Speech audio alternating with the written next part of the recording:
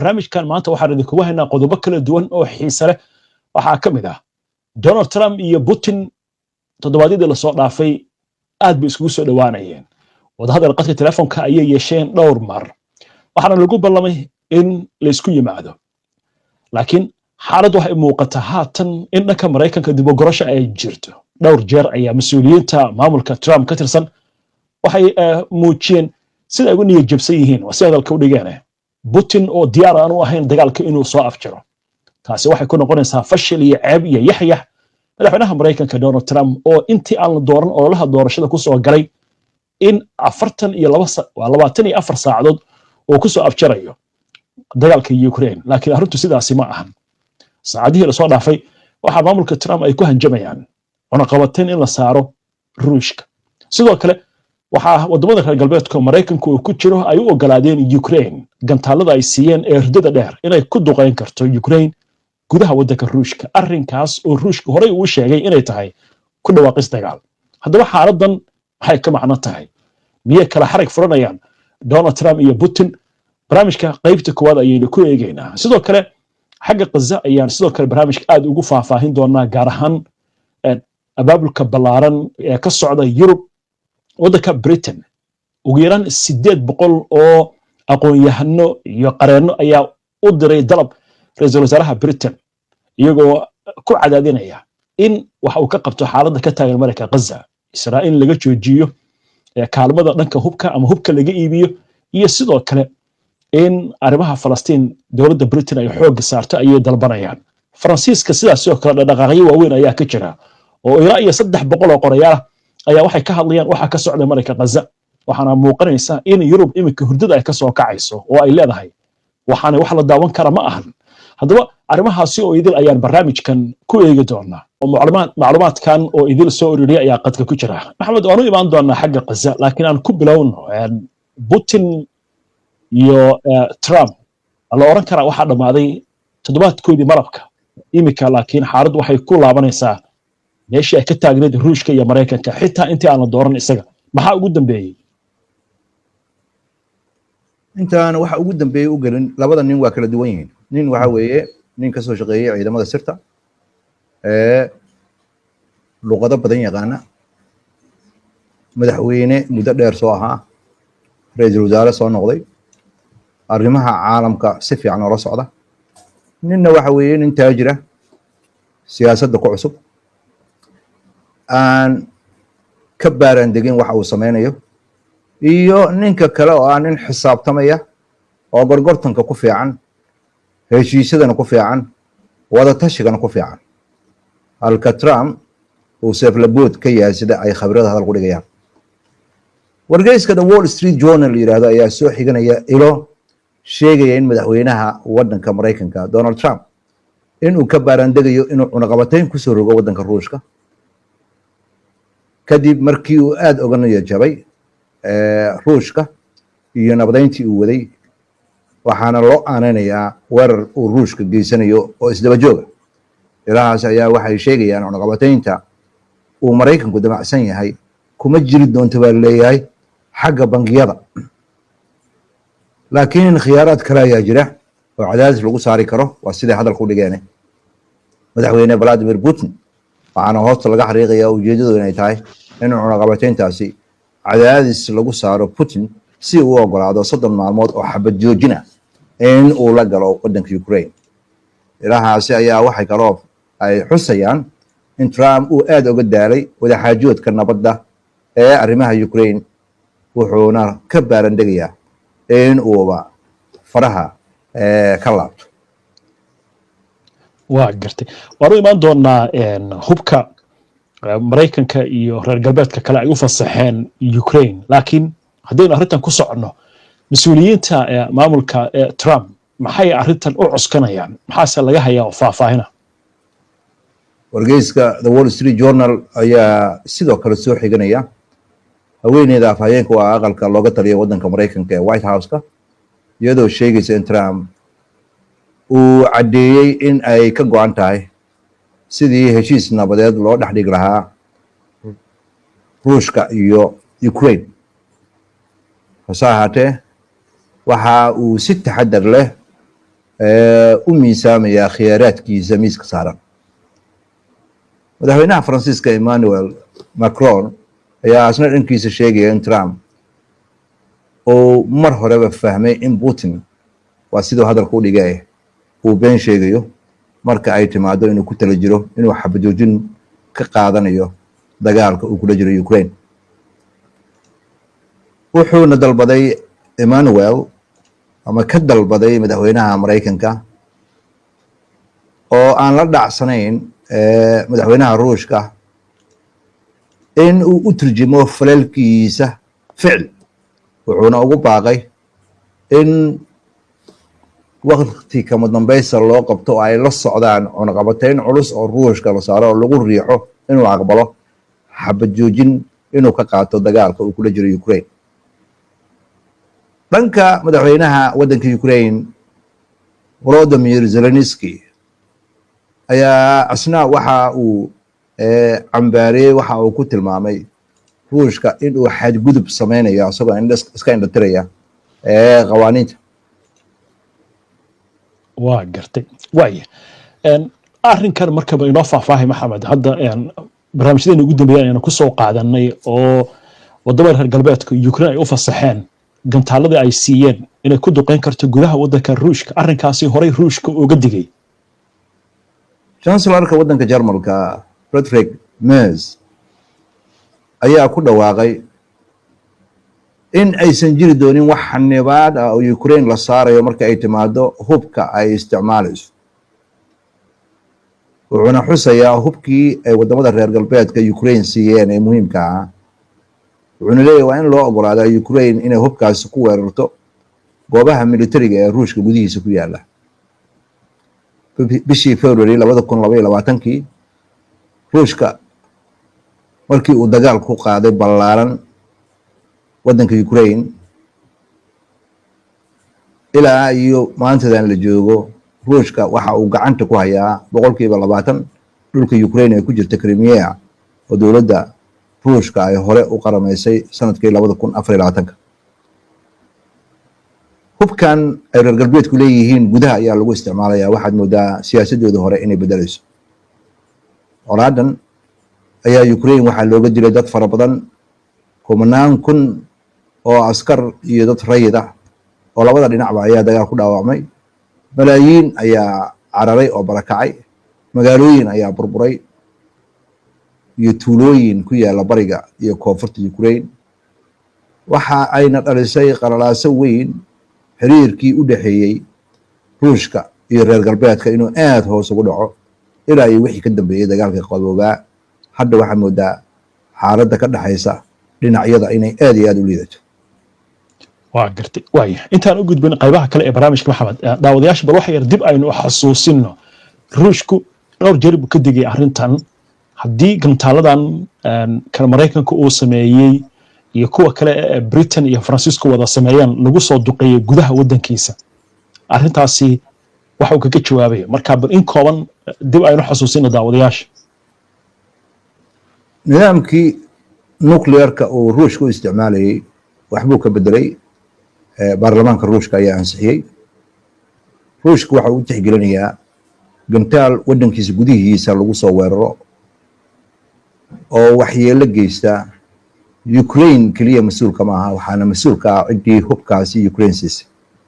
waxaana loola tacaamulayaa waddankaasi in uu ku soo duulay Ruushka. cawaaqib xoog leh ayaana ka dhalanaya. tan kale oo ayadana aan meesha ka maqnayn waxa weeye hubkii ay wadamada reer galbeedka ay Ukraine geeyeen kulligii waxa uu noqday rub aan waxtar lahayn oo dagaalka casriga ah ee qarniga 21aad aan lagu dagaalami karin. ha noqoto taangiye, ha noqoto baabuurta qafilan, ha noqoto gantaalada, ha noqoto wax walba oo ay geeyeen waxa ay noqdeen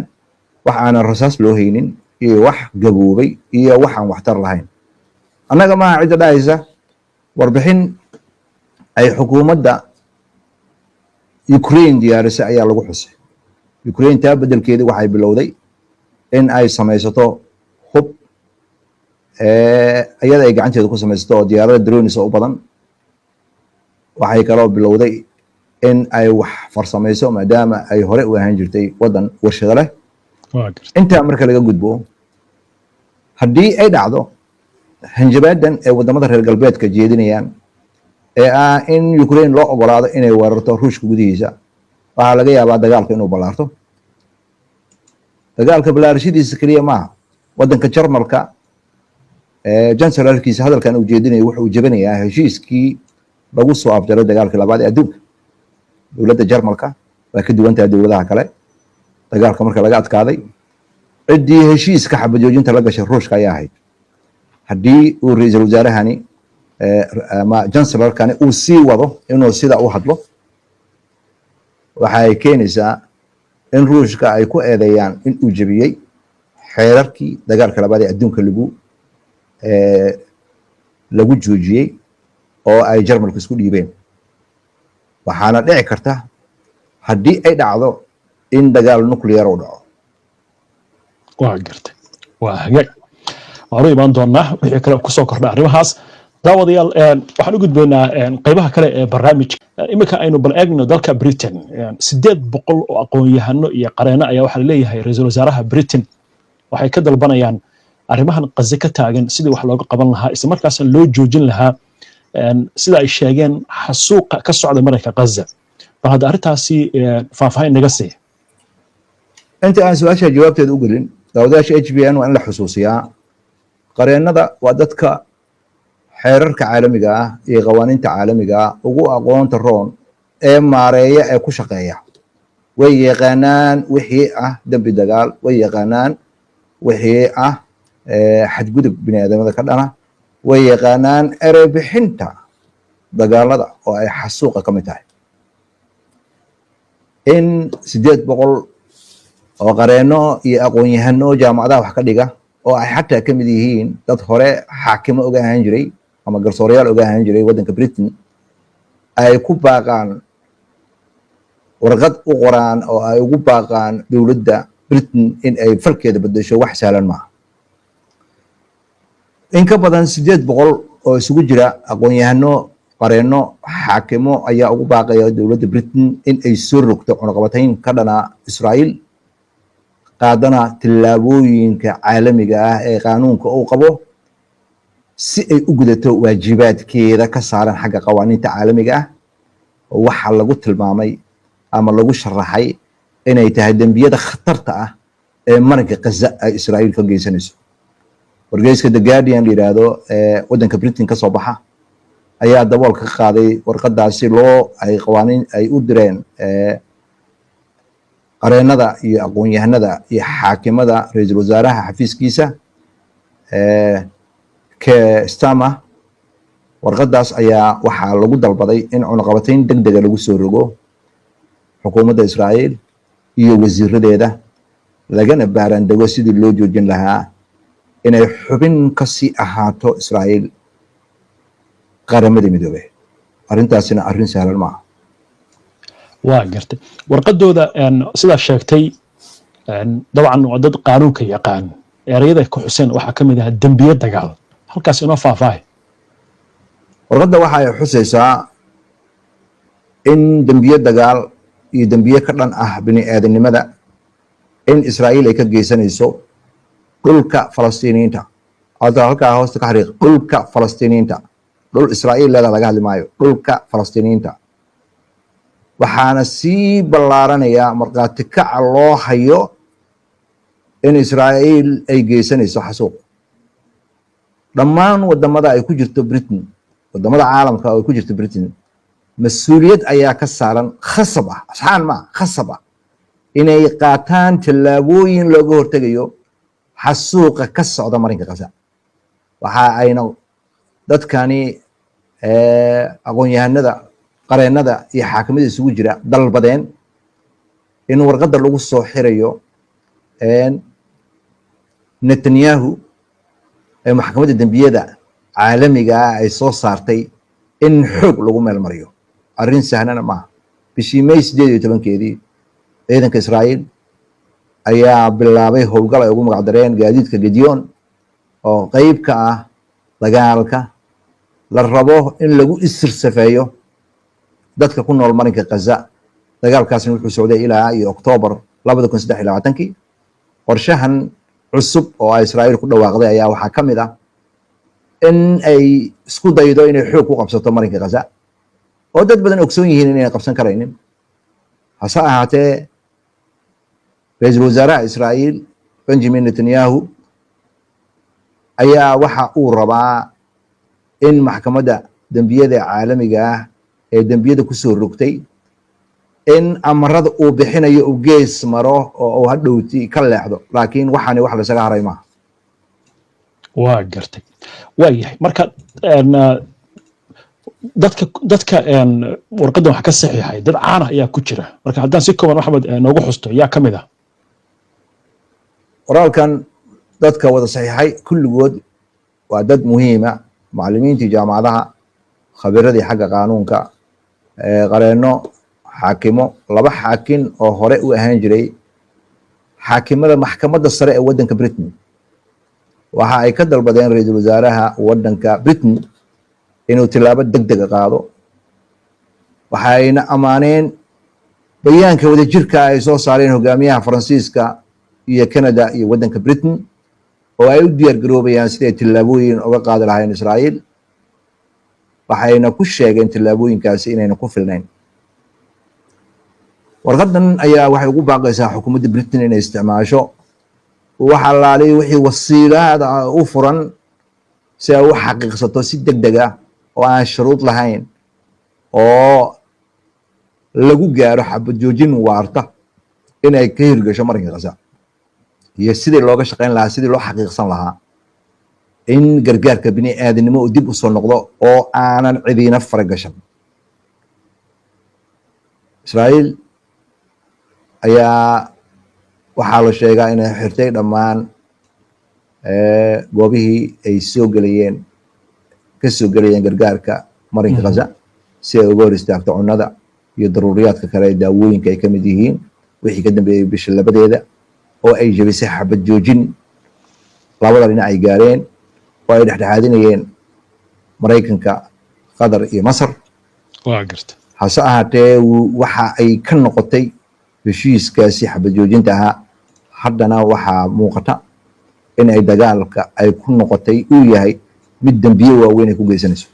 oo dadka rayidka ay daba taagan tahay waa garta waxyaalaha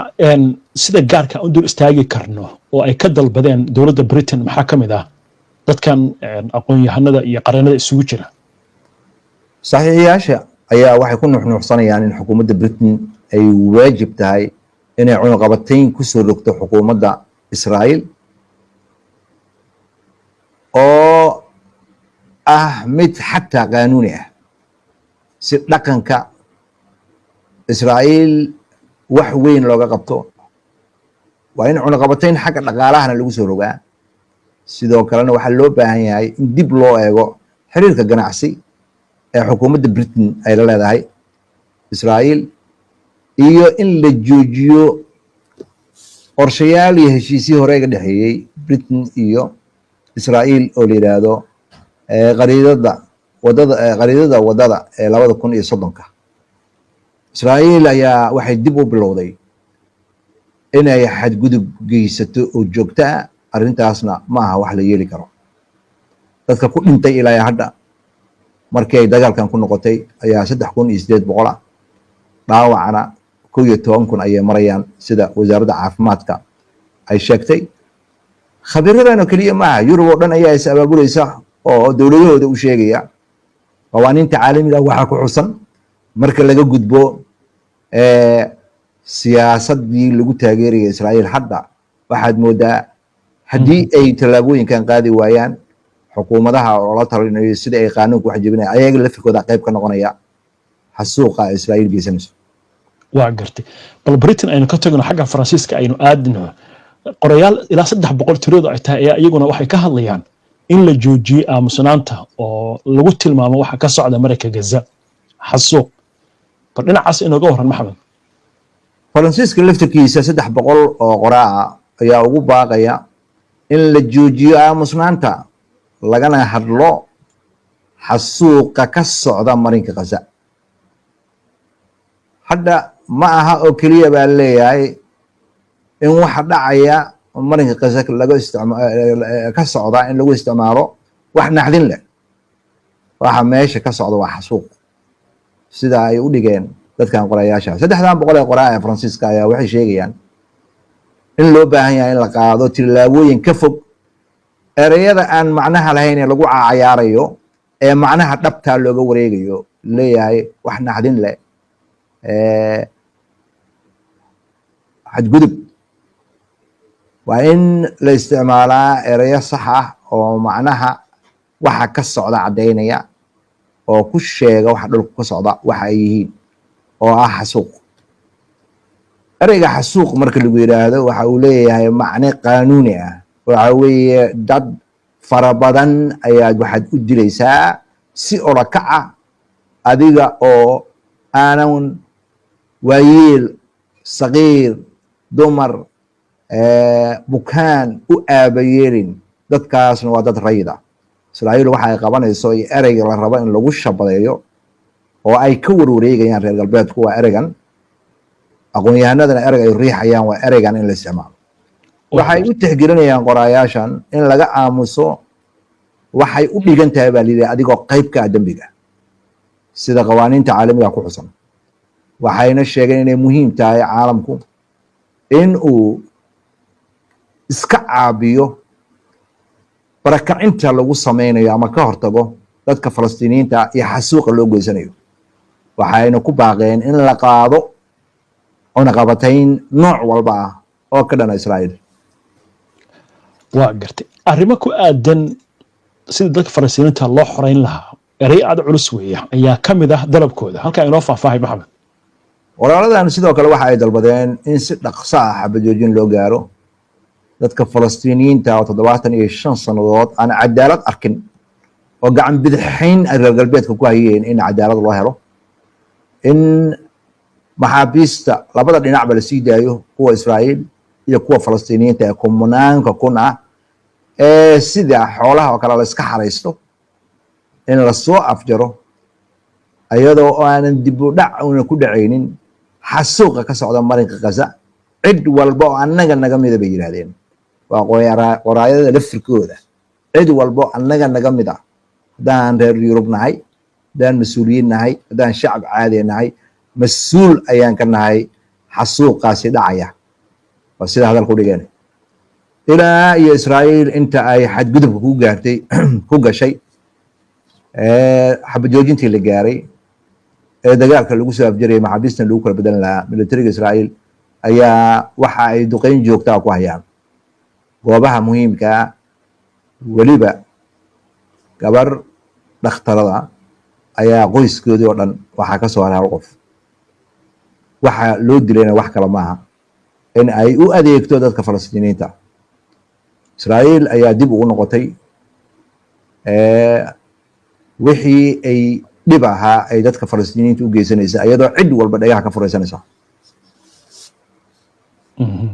waaya aan kusoo gabagabayna marka wargeyska ka soo baxa waddanka Faransiiska Liberation arrin wuxuu ka hadlay lagu eedeynayo warbaahinta waddanka Faransiiska oo ah inaysan daneynin ama indhaha ay ka qarsanayaan oo dagaalkan la xiriirta halka bal Maxamed inoo faahfaahay wargeyska Liberation la yiraahdo ayaa waxa ay qorayaashan ku qoreen annaga oo ah qorayaal aad ayaan uga soo daahnay in aan hal cod ku hadalno qaar annaga naga mid ah ayaa bayaan saxiixay oo sida hadalku dhigeen qaar annaga naga mid ah ayaa mudaharaadii ka qayb galay laakiin maanta waxaan ku hadlaynaa magaca xirfadeena oo qofka qoraaga ah naftiisa kama muhiimsana qofka kale ee bini aadamka maxaa yeelay haddii qoraa la dilo waxa weeye waxaad samaysay aamusin iyo faafreeb waxa aad xaqiiqsatay inaad dhaqan tirtirto Falastiiniyiinta dhaqankooda inay isku daydo inay Israa'iil tirtirto iyo dadka qoraayaasha disho xanuun ayay qoraayaashan ku haysaa haddii qof gabyaa disho waxaa dishay kaydkii taariikhda iyo nolosha dadkaas iyo xusuustooday iyo wax walba oo qofkaasi gabyaaga ahaa uu bulshada u ahaa. ayagoo hadalkooda sii wada qorayaasha waxay sheegeen in qorayaasha Gaza ay yihiin kuwa adduunka xusuusinayay Falastiiniyiintu inayna ahayn oo keliya dhibanayaal, inay yihiin dad dhab ah. eraygana waxaan u adeegsanaynaa baa la yidhi sida weerar oo kale ama sida jirkeenna oo kale inaan ku difaacno dadka Falastiiniyiinta ah. ereyadii hore waxay ahaayeen ereyo macluumaadka saxa aan gudbinayn oo dad nool oo Falastiiniin la yiraahdo lagu tirtirayay. saacatay arrintaas oo dhan way isbedeshay. waa gartay. waayahay maxamed, aad baad u mahadsan tahay. daawadayaashana way mahadsan yihiin. inta ayaan kusoo gabagabeynaynaa barnaamijka. daawada si aad ula socoto wararka iyo barnaamijyada iyo macluumaadka aynu soo gudbino, haddii aad ka cusub tahay baraheena bulshada ama horey aadan ugu xirnayn, hadda ku soo biir. waana mahadsantihiin mar kale. nabadgelyo.